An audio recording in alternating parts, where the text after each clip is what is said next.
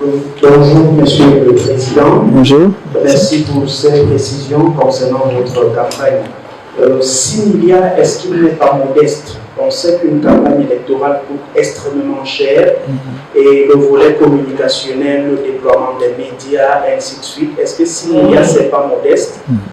Parce que s'il faut déployer plus de 25 000 pour rester encore modeste, scrutateurs dans tous les bureaux politiques du Cameroun, cela coûte extrêmement cher. Est-ce que 6 milliards, c'est pas limité pour votre campagne?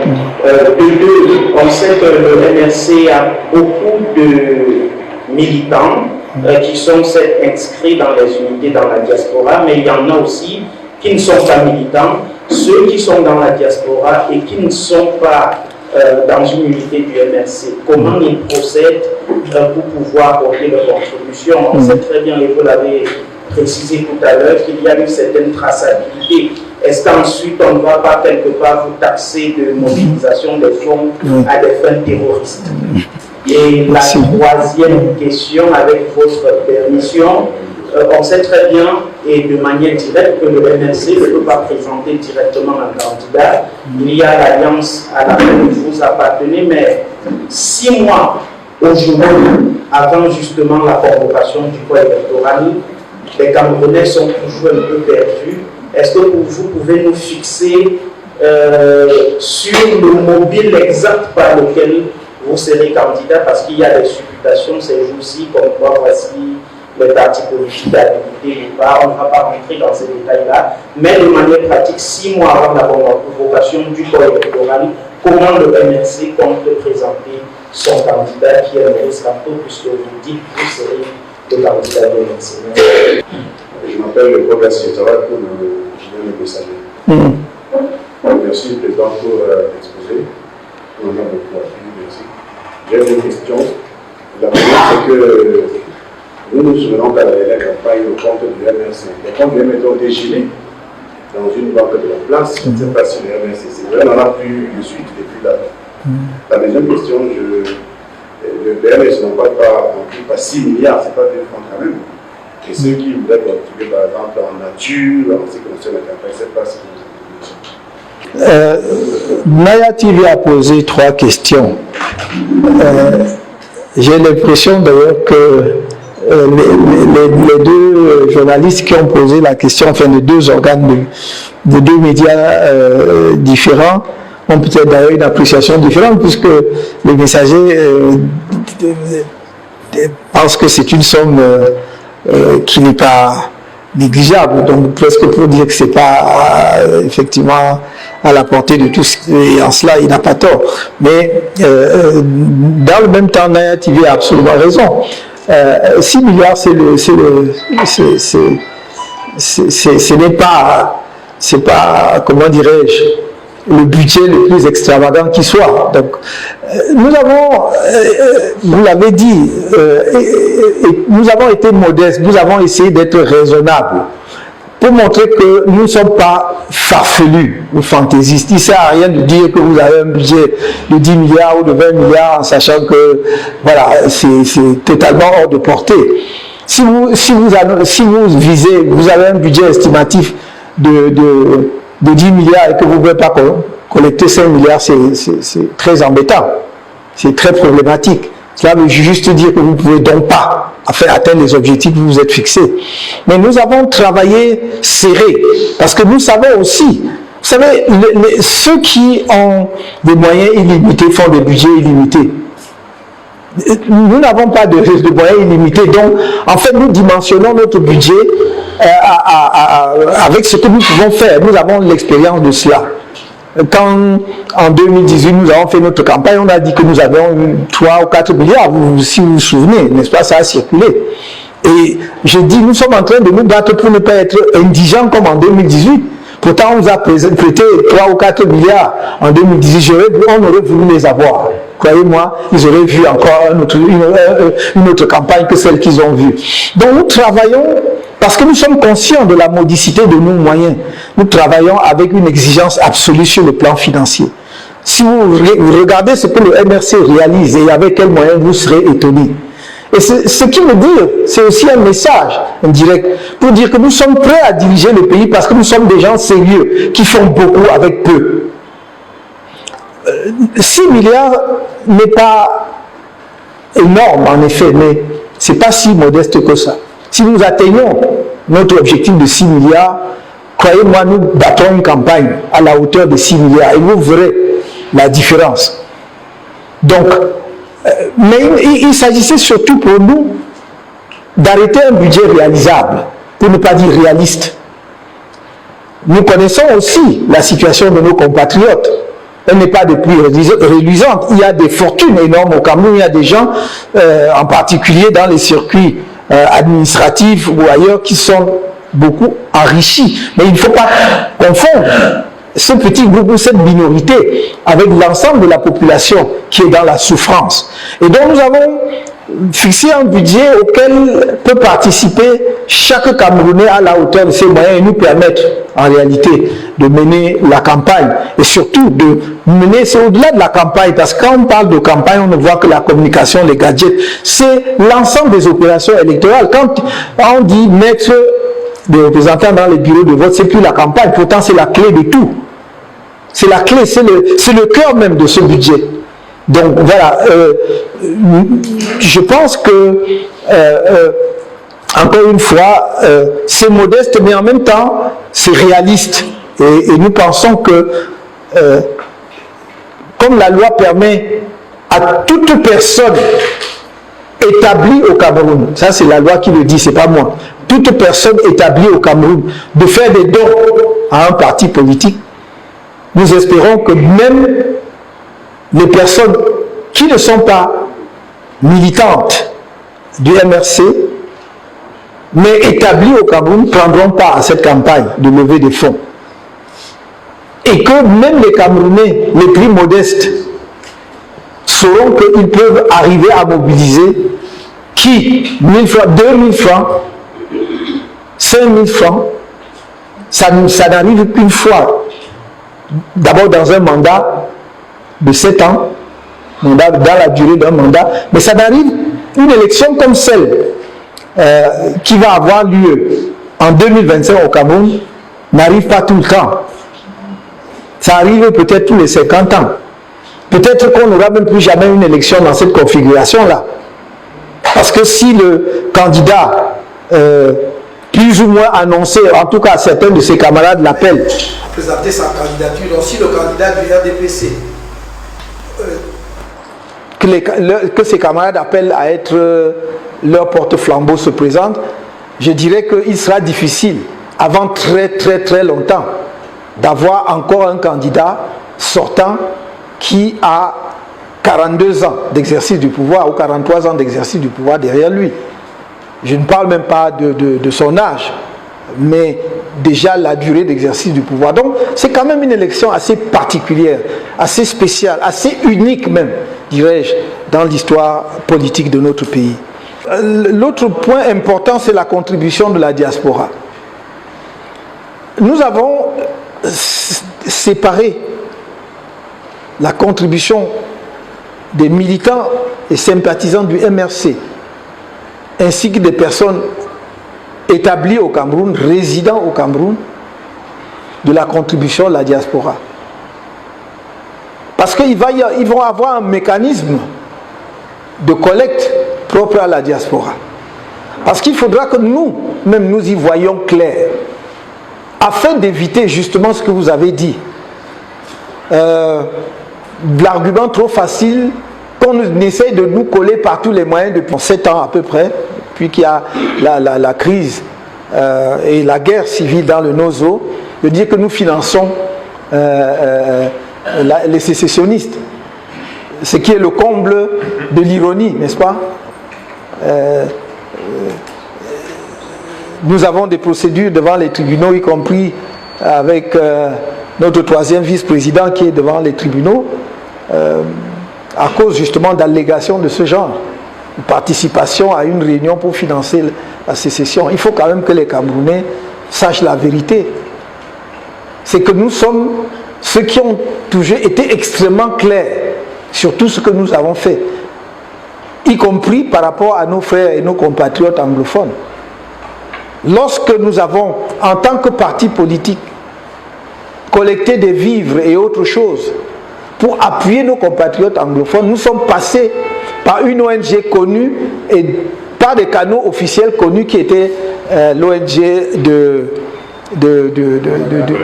Paul Aya Abimé, pardon. Donc c'était clair. En dehors de ça, nous n'avons plus jamais collecté un centime ni quoi que ce soit pour envoyer à qui que ce soit. Il faudrait d'ailleurs que nous-mêmes nous en ayons assez pour plutôt aller financer les sécessionnistes. Et la question que je m'attends à voir poser aux personnes qui font de telles allégations, et je vous prierai, si vous en avez l'occasion, de la poser à ces personnes. Quel est notre intérêt? Qu'est-ce que nous gagnons à la sécession du Cameroun? En tant que parti politique. Moi, en tant que candidat, qu'est-ce que je gagne? Sauf si on me prend pour quelqu'un qui ne comprend pas en réalité le sens même de son engagement. Vous voyez quelqu'un qui a envie de diriger un pays et veut que ce pays-là soit amputé d'une partie avant qu'il le dirige. Vous voyez quelqu'un qui a consacré, je n'aime pas parler de ça, mais pour le coup, on peut évoquer cela. Près de 17 ans de sa vie, entre la procédure devant la Cour et la mise en application de l'arrêt, près de 17 ans de ma vie, à défendre l'intégrité de son pays, l'intégrité territoriale de son pays, qui ensuite finance en sous-main des gens pour qu'ils fassent la sécession. Il faut quand même que nos compatriotes qui sont aux affaires ne perdent pas la raison à ce point-là. Bien sûr, il y a toujours quelques Camerounais pour les suivre, parce que malheureusement, la population, la foule est ainsi faite. Mais dès lors que les gens se posent un peu quelques bonnes questions, on voit le ridicule qu'il y a derrière cela. Donc je voudrais juste vous dire que pour ce qui concerne les contributions de la diaspora, ils auront leur propre mécanisme de lever des fonds là-bas. Nous contrôlerons, nous vérifierons les sources des contributions pour nous assurer que ce sont des contributions qui sont conformes à nos lois avant effectivement d'entreprendre les procédures de rapatriement des fonds ici.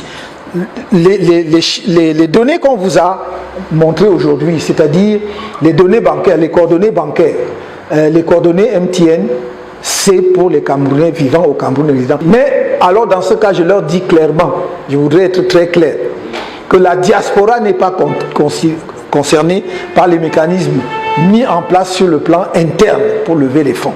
La diaspora aura son propre mécanisme. Il y a d'ailleurs, on m'a dit, une plateforme informatique et tout ça qui sont en train de mettre en place pour la levée des fonds dans la diaspora. Ensuite, nous y verrons clair avant de faire les rapatriements des fonds au Cameroun conformément à la législation de notre pays. Nous n'avons pas besoin d'aller chercher des fonds de je ne sais qui ou de créer une ouverture pour des mécanismes de blanchiment d'argent ou n'importe quoi. Ça ne nous intéresse pas. Nous estimons, nous avons tenu pendant 13 ans sans avoir des financements. Quand en 2018, on nous a jeté comme une aumône à des crèves la faim, 30 millions, on nous a dit ouais, les candidats recevront 30 millions, 15 millions pour les candidats à l'élection présidentielle, 15 millions avant les élections, et si vous obtenez les 5%, 15 millions après. J'ai dit nous n'avons pas atteint ce niveau de mendicité. L'État nous demandait 30 millions pour la caution. L'État nous demande d'ailleurs toujours, la loi demande 30 millions pour la caution. Et le même État nous donne 15 millions. Mais enfin, quand même, on se moque de qui? Pour dire qu'il y a un financement public. Après, on a dit oui, le MRC comme ça. Non, nous sommes des gens dignes et nous sommes fiers. Et nous n'accepterons pas la mendicité. Par conséquent, nous nous mobiliserons. Même si cette campagne de levée de fonds ne devait rien donner, je sais pouvoir compter sur les militants du MRC, comme en 2018, pour que nous réunissions ce qu'il faut pour aller battre campagne. Il faut arrêter cela. Qu'est-ce qu'on a fait jusque-là? Vous avez vu notre convention, on l'a organisée. Vous croyez, on a fait quoi? On a fait l'appel public à épargne, ce sont les militants du MRC. Nous avons loué la salle du Palais des Congrès. Il y en a qui tiennent leur réunion là-bas pour rien, gratuitement. Nous, on loue. Et on peut vous donner les chiffres et les montants. Donc il faut qu'on arrête cela. C'est parce que je prétends, vous me donnez là une ouverture, je prétends que nous sommes le premier, historiquement parlant, le premier grand parti politique organisé avec des militants dans l'histoire politique du Cameroun. Et je vais vous dire pourquoi, sans vanité aucune. Le premier grand, historiquement parlant, c'est l'UPC, mais qui n'a pas eu le temps de se déployer, puisque l'UPC, né en 1948, dès 1955, était contraint au maquis, parce que l'UPC était interdite. Donc, ils n'ont pas eu la durée que nous avons eue. Ils n'ont pas eu, je ne veux pas citer les autres partis existants à l'heure actuelle, mais qu'on me montre des partis politiques qui sont restés constants, qui sont restés fermes dans leur vision, disant que nous ne venons pas accompagner un parti politique, mais nous venons parce que nous avons une offre alternative au peuple camerounais, nous voulons diriger ce pays, et qui a tenu 13 ans comme nous le faisons, en faisant l'objet de toutes les attaques, en faisant l'objet de toutes les brimades, en faisant l'objet de toutes les répressions possibles et pas impossibles. Non, c'est parce que nous avons des militants de conviction. On a des militants engagés. Et dès que vous êtes militant engagé au Cameroun, on vous appelle extrémiste. On dit que vous voulez faire l'insurrection. On dit que vous êtes des rebelles. Juste parce que vous restez ferme dans vos convictions et que vous êtes fidèle à votre engagement. Et nous le resterons. C'est la voie de l'avenir. Nous avons toujours dit le MRC ne peut pas être dimensionné à notre propre temporalité, à notre propre vie. Le MRC est porteur d'un idéal. Les Camerounais, j'en parlais tout à l'heure, avaient un des membres du comité des sages. Est-ce que la jeunesse camerounaise rêve encore? Non. Du désert. Non. Peut-être du désert. Parce que d'ailleurs, quand on veut se moquer de toi, on te dit que tu es un rêveur. Mais si les jeunes ne rêvent pas, où va le pays? Donc, nous offrons des perspectives à notre pays, à notre jeunesse, et nous sommes fermes et constants là-dessus.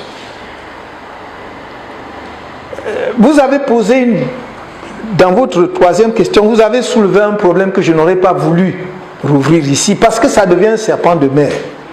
Dans un dernier message que j'ai fait à la suite d'une sortie du secrétaire général du comité central du parti dirigeant, j'ai dit que je n'y reviendrai plus. Pourquoi cette question se pose à moi? Je voudrais que quelqu'un me l'explique. Pourquoi cette question se pose à moi? On dit que le MRC, vous-même vous avez posé votre question en disant, comme le MRC ne peut pas présenter directement un candidat, vous décidez à la place du MRC. Je vous ai dit que le MRC pouvait présenter un candidat. Pourquoi vous nous déniez ce droit-là? C'est quand même extraordinaire. Parce que quelqu'un quelque part, un monsieur quelque part, avec ses relais sur des plateaux de télévision, sans doute ils n'ont pas mieux à faire que cela, dit que comme on a boycotté les élections de 2020, nous ne sommes plus qualifiés pour présenter une candidature à la présidentielle au Cameroun. Et voilà ce qu'on prend ça comme parole d'évangile. Alors, mon cher ami, je voudrais vous poser la question. L'élection présidentielle au Cameroun est-elle régie par le code électoral ou par la déclaration d'un homme politique? Ben voilà. Alors pourquoi est-ce que les gens ne se donnent pas un peu de peine de regarder la loi? Ils seraient tranquilles, ils seraient sereins. Je vous ai dit que le MRC peut présenter la candidature de Maurice Kamto. J'ai dit de Maurice Kamto puisqu'ils m'ont investi candidat par l'élection à la dernière convention. Mais parce que la loi est claire, ce n'est pas la participation à une élection qui conditionne cela. C'est là-dedans qu'on veut vous enfermer.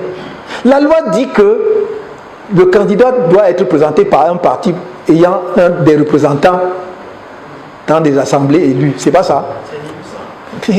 Est-ce que la loi a dit que le candidat doit être présenté par un parti ayant participé aux dernières élections législatives. Pourquoi vous voulez réécrire la loi? Tous les jours, vous me dites, la presse, j'entends sur les plateaux de télévision, on dit que oui, Kamto, bon, vraiment c'est un bon juriste, machin, il est un mauvais politicien. Mais donc, concédez-moi au moins que je suis bon, un peu. Mais tout le monde, les gens disent ça et la minute d'après, ils veulent me donner des leçons de droit. Soyons sérieux. Soyons sérieux. Monsieur le Président, on croit qu'on veut faire cela, on veut conditionner le Conseil constitutionnel ou les CAM en disant que oui, vous ne devez pas accepter la candidature de Kamto, mais là ce serait une violation de la loi. Et les gens veulent ouvrir la boîte à Pandore, mais s'ils ouvrent la boîte à Pandore, qu'ils ne soient pas étonnés qu'un monstre puisse sortir de la boîte à Pandore. Oui. Monsieur le Président, avec votre permission, je vous relance parce que la question est cruciale. Nous avons pour mission d'informer et d'édifier l'opinion publique. Je suis en train de vous répondre, oui. La loi dit clairement que le candidat d'élection présidentielle est présenté par un parti qui a des représentants à l'Assemblée des conseils. En l'état, le MRC n'a pas de représentant à l'Assemblée et depuis les élections de février 2020, le MRC n'a pas de conseils municipaux. Sur quelle base, donc sur quel levier juridique le MRC peut, parce qu'il est question pour nous de comprendre et d'édifier l'opinion. Il n'est pas question de tomber dans les... Bon, merci. Je m'attendais à ce que, en bon journaliste que vous êtes, vous me posiez d'abord la question, est-ce que le MRC a des élus? Mais au lieu de ça, vous avez conclu comme font tous les autres. Vous avez décidé que non, vous n'avez pas de machin. C'est là toute l'erreur et le mensonge qu'on distille dans les réseaux sociaux et sur les plateaux de télévision part de là. Pourtant, je l'ai dit, pourquoi est-ce que moi, quand je parle, personne ne m'écoute? J'ai dit que nous avons des élus. Pourquoi vous ne voulez pas accepter ça? Mais je ne comprends. Vraiment, il faut que je dise ça dans quelle langue? Le MRC a des élus. Et vous voyez, c'est ça qui est difficile à comprendre chez eux. Ils disent, non, mais comme vous n'avez pas participé aux dernières élections, vous ne pouvez pas avoir des élus. Mais mon ami, la loi, la législation d'un pays est un tout. Vous ne faites pas, ce n'est pas, comme disent les anglo-saxons, ce n'est pas une liste dans laquelle vous faites pick and choose. Ce n'est pas un shopping list. Je prends ceci, je laisse cela. Non. Nous avons des élus. Pourquoi? Parce que l'article 15, alinéa 4 de la Constitution dit que tout mandat impératif est nul.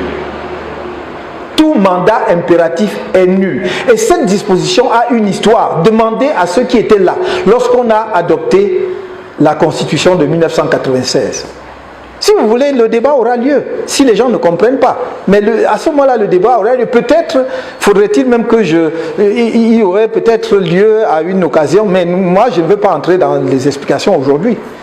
Si les Camerounais ne peuvent pas me croire, me faire confiance à mon parti, qu'on a examiné la question, que nous ne sommes pas des gens qui se lèvent et font du n'importe quoi, alors libre à eux. Mais s'ils préfèrent croire des communicants de partis politiques qui ont leur agenda sur les plateaux de télévision, qui balayent tout du revers de la main et qui disent n'importe quoi, libre à eux. Mais qu'est-ce que vous voulez que je dise?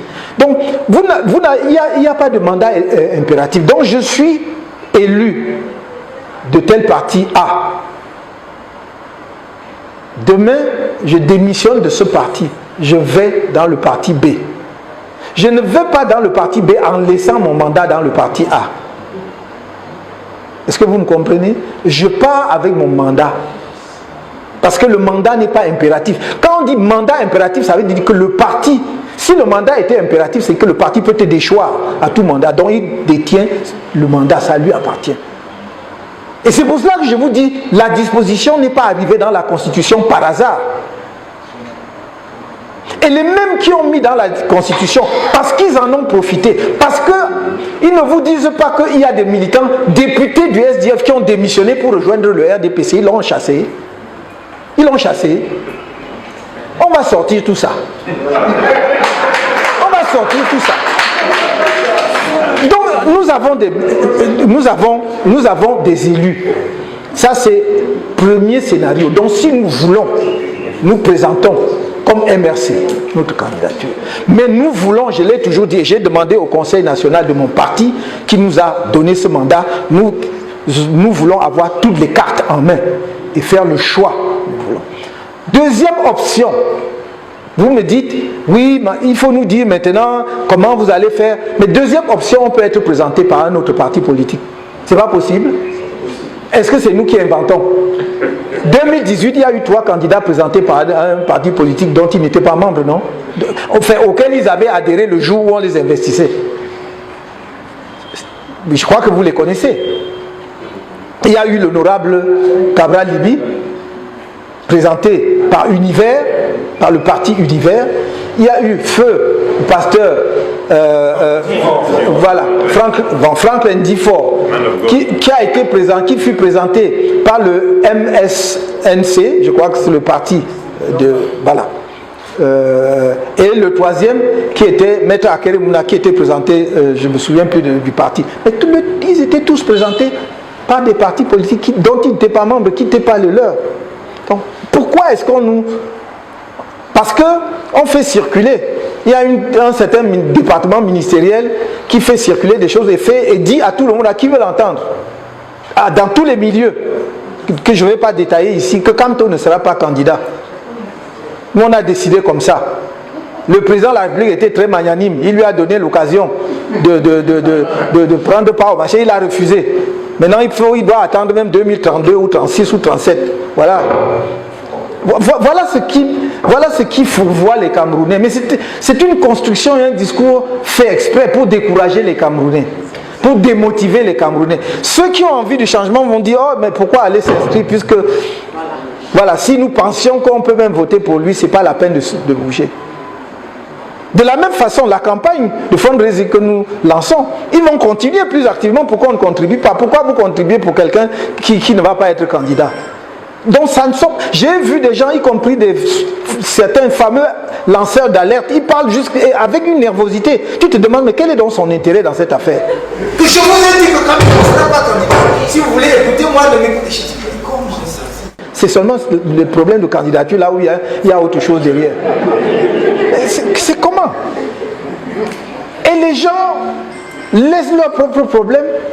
Ils viennent dans nos... Ils connaissent nos problèmes, ils gèrent nos problèmes mieux que nous. Troisième option avant de sortir. Troisième option, il y a la candidature indépendante. Bien que je sois le président national du MRC, je peux avoir les 300 signatures et dire que je me présente comme candidat indépendant. Est-ce qu'on va refuser? Donc pourquoi est-ce qu'on est en train de vous dire qu'il ne sera pas candidat? Deuxièmement, deuxième chose, est-ce que c'est un parti politique qui décide qui est candidat ou pas? Est-ce que c'est un ministère ou une administration ou un département ministériel qui décide qui est candidat ou pas?